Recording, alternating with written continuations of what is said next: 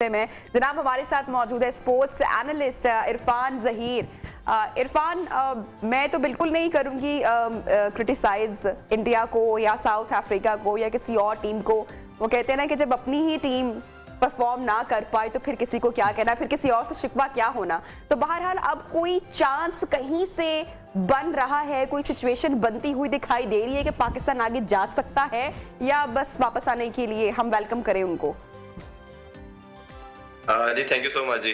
अच्छा नविया, इसमें अगर देखा जाए तो हमारी परफॉर्मेंस आपने बिल्कुल ठीक कहा इंट्रो के अंदर कि हम सबसे पहले खुद को ब्लेम करेंगे। हमने बहुत बुरी क्रिकेट खेली और दोनों मैचेस जो पहले इंडिया के अगेंस्ट और फिर जिम्बाब्वे के अगेंस्ट ऐसी पोजीशन में थे कि मैच टोटल हमारी ग्रिप में था, बट अनफॉर्चुनेटली हमने अच्छा नहीं खेला और हमने मैच समहाउ गिफ्ट कर दिया उनको। अब इसमें दो तीन चीजें हैं। जो आपका पहला क्वेश्चन है कि क्या हमारी कोई पॉसिबिलिटी है, yes we have last window again. वो हमारे शुरू की हिस्ट्री रही है कि हम कहीं ना कहीं जाके दुआओं पे, उम्मीदों पे, वो राज के ऊपर बिलीव करते हैं और समहाउ कई दफा हो भी जाता है। कल के मैच की अगर थोड़ा सा मैं कॉन्टेक्स्ट के अंदर बात करूं तो भारत की अच्छी पोजीशन थी और उन्होंने जिस तरह की बुरी फील्डिंग की और जिस तरह उन्होंने रन आउट मिस किए, काफी क्वेश्चन मार्क आते हैं इस चीज के ऊपर।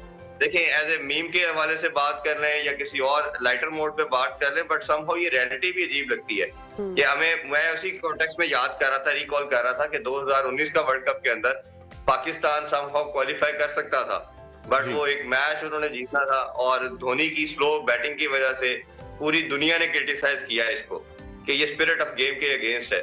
तो अभी कल भी हमें समहाउ इस तरह की चीज ही नजर आई, क्योंकि क्रिकेट में ठीक है समहाउ देखते हैं कैचेस भी ड्रॉप होते हैं, रन आउट भी मिस होते हैं, बट इंटेंट बहुत इंपॉर्टेंस रखती है कि आप किस इंटेंट के साथ क्रिकेट खेल रहे हो।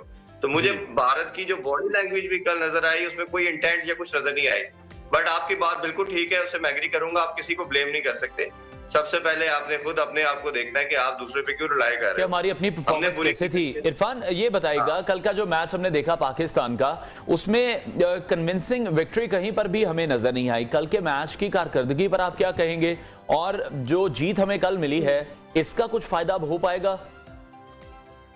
देखिए, जहां तक जीत है, जीत तो जीत है, चाहे जो भी सर्कमस्टांसेस हो उसमें जीतना तो जरूरी है। कन्विंसिंग की आपकी बात बिल्कुल ठीक है। हम कोई भी मैच उस स्पिरिट के साथ नहीं खेल रहे, उस पैशन के साथ नहीं खेल रहे जिसमें बाकी टीमें खेल रही हैं। हमें ओवरऑल अप्रोच का मसला है। अगर आप इसको वन लाइन के अंदर डिफाइन करें तो हमारी जो अग्रेसिव अप्रोच है वो बिल्कुल जीरो हो चुकी है। आप देखें, ऑस्ट्रेलिया की क्रिकेट खेलने का अंदाज देखें, न्यूजीलैंड का देखें, इंग्लैंड का देखें, ये नेवरदलेस कि अगर ये हार भी जाते हैं तो फिर भी बात करते हैं, सिलेक्टर्स की बात करते हैं, चीफ सिलेक्टर, हम कोचिंग की बात करते हैं अब, लेकिन आपको कप्तानी इस वक्त ठीक दिखाई दे रही है? उसमें आपको किसी किस्म के कोई मसले दिखाई दे रहे हैं? बाबर आजम की अगर मैं ओवरऑल बात करूं उनके डिसीजंस मेकिंग की, बिल्कुल मैं इसी तरफ आने लगा था कि ये सबसे ज्यादा रिस्पॉन्सिबिलिटी जो है वो ऑनर्स जो है वो बाबर आजम पे आता है। उन्होंने कई ब्लंडर मारे इस वर्ल्ड कप के अंदर, इसे ब्लंडर ही कहना चाहिए। पहला मैच हमने गलत फील्ड प्लेसिंग और प्लस हमने गलत चेंजिंग जो बॉलर्स की उसकी वजह से मैच हम हार गए। गेम अवेयरनेस बहुत मैटर करती है। फिर सेकंड मैच जो हम हारे उसमें भी आपने बैटिंग ऑर्डर को गलत भेजा, ठीक है, जिसपे आपको लगा वो शादाब की एक गलत शॉट वो आपको मैच कॉस्ट कर गई। तीसरा जो सबसे बड़ा ब्लंडर मैं बाबर आजम के ऊपर इसकी रिस्पॉन्सिबिलिटी डालता हूँ वो यही है कि बाबर आजम जो है कि वो कंटिन्यूसली हम देख रहे हैं कि वो अपने आप को ओपन पे रख रहे हैं। जब रन स्कोर नहीं हो रहे तो आपको चाहिए था कि बाबर आजम खुद को नंबर 3 पे लाते, और जिस तरह कल फखर को खिला ही लिया आखिरकार आपने, तो आपको चाहिए कि फखर को आप ओपन करवाते रिजवान के साथ, आप पावर प्ले का यूटिलाइजेशन करते। पावर प्ले के अंदर सबसे बेस्ट आपके पास जो बैट्समैन है वो फखर जमान है। और अगर हम फ्यूचर के लिहाज से बात करें तो मैं बड़े अरसे से बात कर रहा था कि अगर आप लेट्स अज्यूम आपका ओपनिंग स्लॉट अगर फखर और शर्जील के साथ हो जाता है तो पाकिस्तान को दुनिया की शायद कोई टीम हरा सके, क्योंकि दोनों इस तरह की डेविस्टेटिंग किस्म की बैटिंग करते हैं कि इनके अगेंस्ट कोई खड़ा नहीं हो सकता। तो ये हमें अप्रोच को चेंज करना पड़ेगा और खुदा न खास्ता हम अगर इसी तरह बुरे नोट पे वापस आते हैं तो मुझे बहुत ज्यादा चेंजिंग नजर आ रही है। इरफान, लेकिन ये बताएगा, ओवर द ईयर हम देख रहे हैं कि बाबर और रिजवान ने बहुत अच्छी परफॉर्मेंस की है, नो डाउट, और हमने देखा कि किस तरह से वो रैंकिंग में भी टॉप पर आए। आपको क्या लगता है जो रैंकिंग अब बनाई जा रही है उसमें ये तो देखा जाता है कि रन्स बहुत ज्यादा स्कोर किए हैं, जो इंडिविजुअल परफॉर्मेंस है, लेकिन वो परफॉर्मेंस टीम के लिए काम आ रही है? हमारी जीत में नहीं वो काम आती? ये बहुत बहुत इंपॉर्टेंट क्वेश्चन है। इसमें मैंने बहुत बात की है, शायद नबिया को भी याद होगा, हमने काफी दफा इस पे शोज भी किए कि पाकिस्तानी टीम के अगर जो आईसीसी का क्राइटेरिया है, पहले तो आप रैंकिंग का देखें ना, वो देखते हैं एवरेज के ऊपर। देखिए आज आप अपने मिडिल ऑर्डर को ब्लेम करते हैं सबसे ज्यादा। अभी तो ऐसे लग रहा है कि वो अपने लिए भी नहीं शायद प्ले करे। अगर बाबर और रिजवान की बिल्कुल बात पास में तो हमने देखा और उन पर ये इल्जाम लगा, लेकिन अब तो वो बात होगी कि ना टीम के लिए ना शायद खुद के लिए।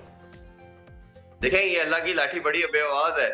हमने जब बात की कि ये इनको तेज खेलना चाहिए, स्ट्राइक रेट तेज होना चाहिए, इन्होंने कहा जी हम अपने लिए नहीं खेलते, टीम के लिए खेलते हैं। अब मैं एक स्टैट आपके साथ शेयर करता हूँ कि अगर जब ये दोनों 25 से पहले आउट हो जाए तो तब पाकिस्तान का एवरेज टोटल जो है वो 155 157 है, एवरेज टोटल बता रहा हूँ। अगर ये आउट नहीं होते तो तब भी पाकिस्तान का जो एवरेज टोटल है वो 160 से 165 है।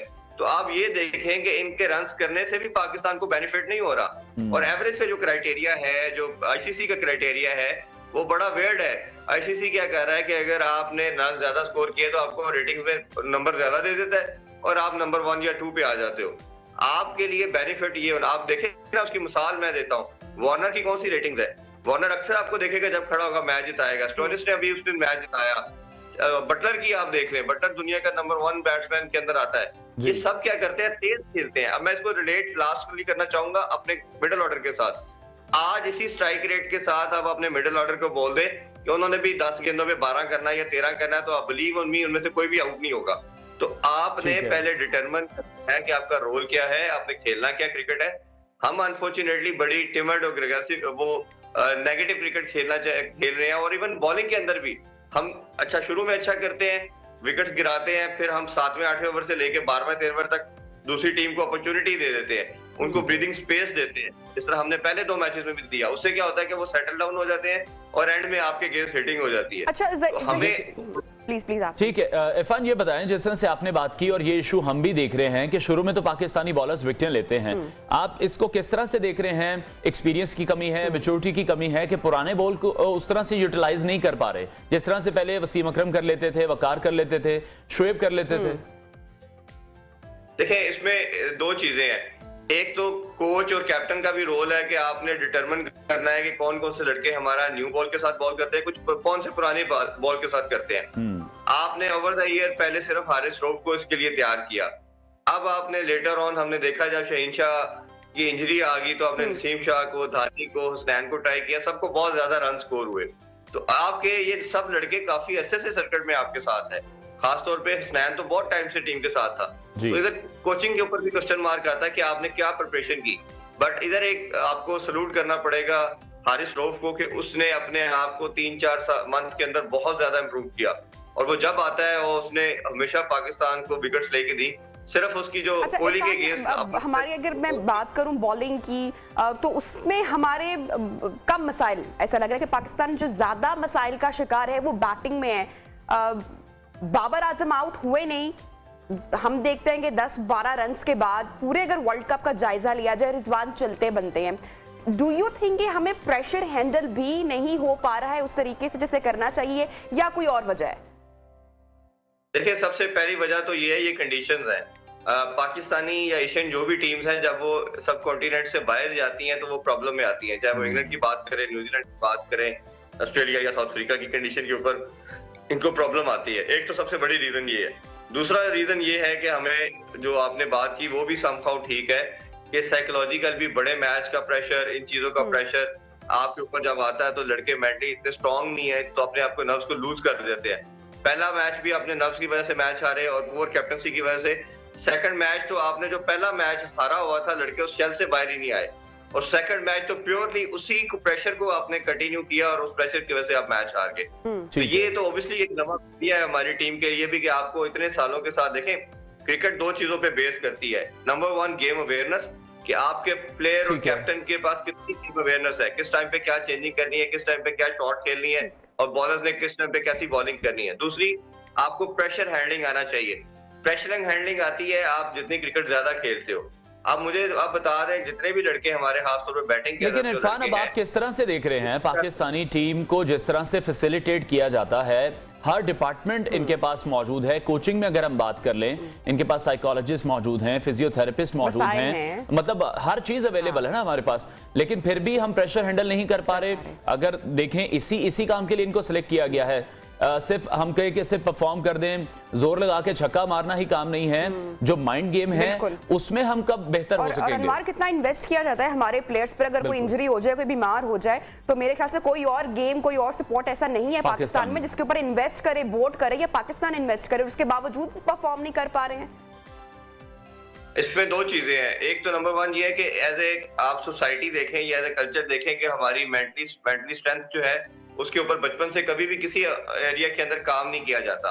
और आप देखें कि एक बच्चा चाहे स्कूल में है, कॉलेज में है या इवन ऑफिस के अंदर भी कहीं और भी काम करता है, तो इस पे कभी बात ही नहीं की जाती। ये लड़के भी जब टीम में आते हैं तो ये डिफरेंट बैकग्राउंड से होते हैं, मोस्टली हम्बल बैकग्राउंड से होते हैं।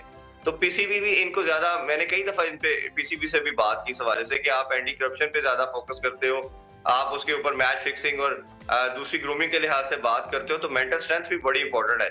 इनके लेक्चर्स होने चाहिए, इनके साथ मोटिवेशनल स्पीकर अटैच होने चाहिए। वैसे मेरा मानना ये है कि सबसे ज्यादा रोल जो है वो आपके कोच का इधर होता है। कोच का काम जो है, जहां उसको गेम प्लान आपको देना है, उधर लड़कों को ग्रूम भी करना है, लेके भी चलना है। मैनेजर का रोल बड़ा इंपॉर्टेंट है। बट अनफॉर्चुनेटली हमने देखा कि जब कोई आ जाता है तो वो अपनी जॉब के चक्कर में लग जाता है। जो जॉब सीकिंग वाला पॉइंट ऑफ व्यू है ना, कि सबने यस मैन कहना है टॉप बॉस को, और नीचे पेनिट्रेशन है, लड़कों को किस तरह अपने बच्चों की तरह लेके चलना है। क्योंकि मैं तो समझता हूँ कि इनको, आपको एक लड़का 17-18 साल का या 20 साल का टीम में जब आ जाता है और उसको तमाम एक्सपोजर नहीं है किसी चीज का, उसको नहीं पता कि 5 स्टार होटल कैसे खाना खाना है, रहना कैसे है, मीडिया से कैसे बात करनी है, ट्रैवलिंग कैसे करनी है, तो आपको एक बिल्कुल स्क्रैच से स्टार्ट करना पड़ता है। बट अनफॉर्चुनेटली वो फेम भी ज्यादा मिलता है, सब कुछ होता है, बट उनकी मेंटल ग्रूमिंग के लिहाज से कोई काम खास किया नहीं जा रहा। मेंटल ग्रूमिंग बहुत ज्यादा इंपॉर्टेंट भी है। बहुत शुक्रिया। स्पोर्ट्स एनालिस्ट इरफान ज़हीर हमारे साथ शो में मौजूद थे और उनका भी यही कहना था कि सिर्फ हम जो देखते हैं